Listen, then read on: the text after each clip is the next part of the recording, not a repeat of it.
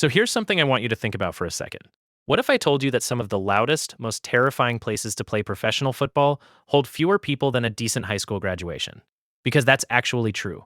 And I find that genuinely fascinating. I mean, we spend so much time talking about the Bernabéus and the Camp Nous of the world, the 100,000 seat monsters that cost more to build than some countries' GDP. But nobody really talks about the other end of the spectrum, the tiny ones, the weird ones. The ones where the goalkeeper can basically hear what the opposing fans had for lunch. So today, I want to take a look at some of the smallest stadiums in the world across different sports, because honestly, some of these places are absolutely incredible. And some of them are. I mean, I'm kind of baffled they're allowed to host professional sport at all. Let's start in Spain, because Spain has given us one of my absolute favorite examples of this whole thing. SD Eibar. Now, if you don't know Eibar, they're a Basque club from a town of about 27,000 people. And their stadium, the Estadio Municipal de Ipurua, holds exactly 8,164 people. That's it. For a La Liga club, one of the 5 biggest leagues on the planet. I keep saying that number in my head, and it still doesn't feel real, 8,164. And yet Eibar spent years competing against Real Madrid and Barcelona in that ground. How does that happen? The stadium itself is from 1947, so it's old, it's steep. The stands basically hang over the pitch like they're about to fall on the players, which honestly sounds terrifying from a structural standpoint, but I imagine it's absolutely electric on a match day. Visiting teams reportedly hate this place. And I completely understand why. Now staying in Spain for a second, because La Liga also gives us Leganés and their Estadio Municipal de Butarque, which at 11,454 seats is actually the smallest stadium in La Liga for the current season. Butarque opened in 1998, which means it was built relatively recently for what ended up being a very small capacity. And the reason for that is kind of funny to me. When they built it, Leganés were bouncing between the second and third divisions, so they thought, we don't need that many seats. And then they went and got promoted to La Liga, which is one of those problems I'd love to have, I guess. There's even a stand missing from the stadium. One side is completely open. But hey, they're in La Liga, so good for them. Germany has its own version of this, and it involves a difference of exactly 34 seats. 34 seats. So Heidenheim's Voith Arena has a capacity of exactly 15,000, and Holstein Kiel Stadium has 15,034. That gap is so small it's almost funny. Heidenheim technically edges out Kiel for the title of smallest Bundesliga stadium.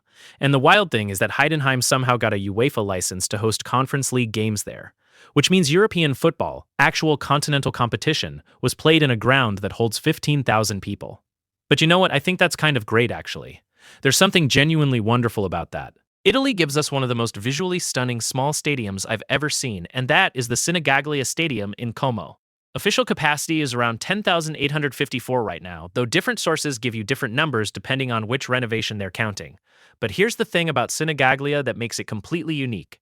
It sits right on the edge of Lake Como.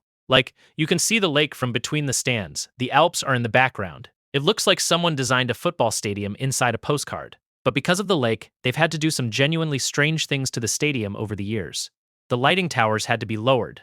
Why? Because they were interfering with flights to and from the Como International Seaplane Base.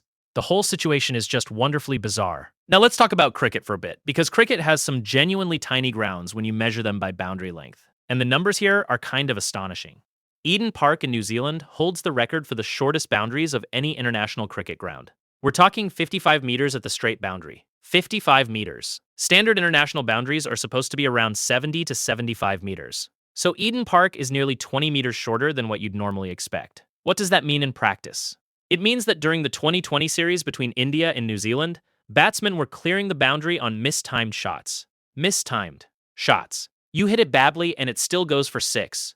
I mean, if you're a bowler at Eden Park, how do you even feel about your career choices at that point? The ground has become famous for producing some of the highest scoring T20 matches in history, and it makes complete sense when you see those dimensions on paper. Lord's Cricket Ground is also on this list, and I think that surprises people. This is Lord's we're talking about. The home of cricket, founded 1814. Famous pavilion, 30,000 seats. It's one of the most iconic sporting venues on the entire planet. And yet its straight boundaries are somewhere between 65 and 69 meters, which is genuinely short by modern international standards. The famous slope across the ground makes everything even stranger. Bowlers have to adjust their run-ups. Fielders have to rethink their positioning. It's a ground that's been playing tricks on cricketers for over 200 years and apparently has no plans to stop. The combination of the slope and the short boundaries creates this environment where even world-class bowlers can look completely helpless on the right day. Over in American sport, Soldier Field in Chicago is the smallest stadium in the NFL, with roughly 61,500 seats. Which, I mean, compared to everything else we've talked about today, sounds enormous. But in NFL terms, that's actually quite small.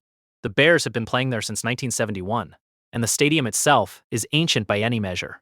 It features these historic colonnades from the original structure that they preserved during a 2003 renovation. So you get this very strange architectural combination of old Roman-looking columns surrounding a very modern football bowl.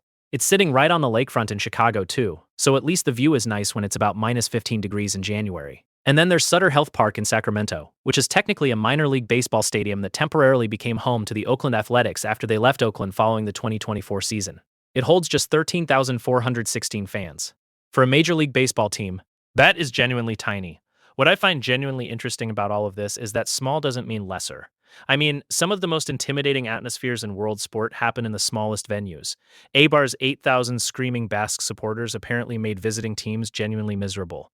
Eden Park's short boundaries have produced some of cricket's most thrilling matches. Lord's tiny boundary has been humbling elite bowlers for centuries. And there's something I kind of love about that. You don't need 100,000 seats to create something memorable. Sometimes 8,164 is more than enough. Anyway, thank you guys so much for watching, and I'll see you tomorrow as always. Special thanks to my members and supporters. You guys are absolutely brilliant, and I genuinely appreciate every single one of you.